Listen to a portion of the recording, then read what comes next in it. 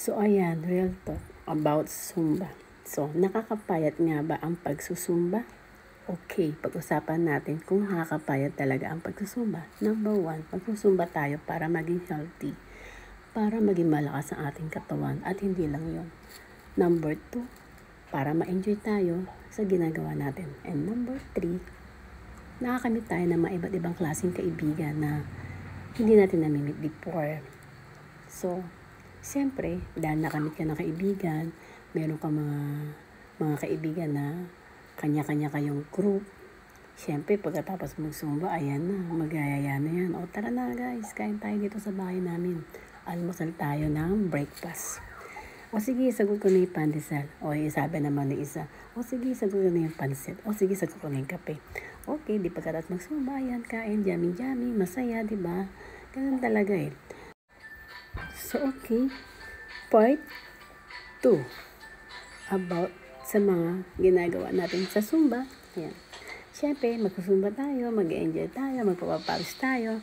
Then, yun nga, ang sabi ko nga sa unang video na hindi natin maiwasan, magkakaroon tayo ng mga kaibigan, magkakaroon tayo ng mga group na pwede natin na maging friends. Then, after Zumba, siyempre, ayan, magkakayayaan na nga po tayo para mag-breakfast sa mga kung saan merong pre na bahay.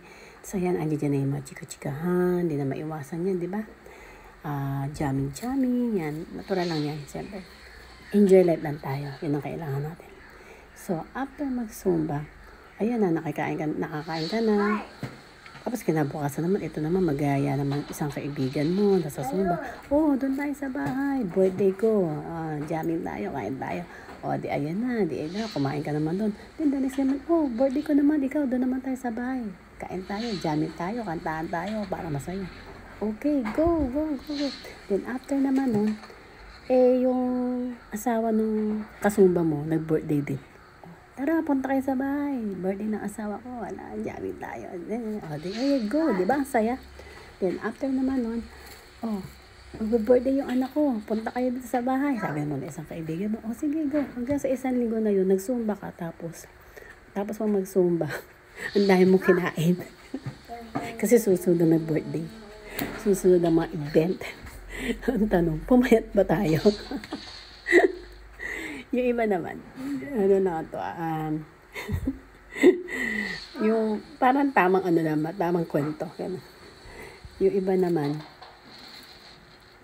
pumapayat naman sa Zumba. Pero iba naman, hindi.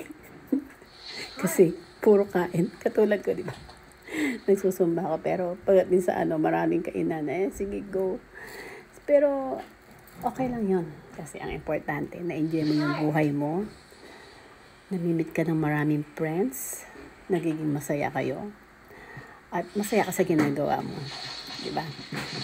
At the same time, siyempre nagiging healthy. Kasi siyempre, pagsusumba marami na mabawas sa calories sa katawan mo yan. Every time na nagsusumba ka, diba?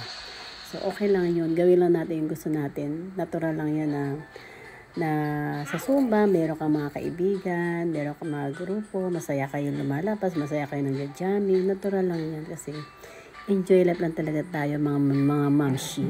Ganun lang yun. So, tuloy lang natin ang ginagawa natin. Kung saan tayo nagiging masaya, tuloy lang natin yan. At walang bawal sa ginagawa natin. Kaya yung ang tanong ko, nakakapayat ba yung Zumba? Sagot kayo, yung iba. Diyan, pwede kayong sumagot. Di ba comment? Sabihin nyo ko sa akin kung okay, nakapayat, or hindi. So, okay lang yun. Kahit anong i-comment nyo, okay lang yun sa akin. Basta yung, ito, tamang usapan lang.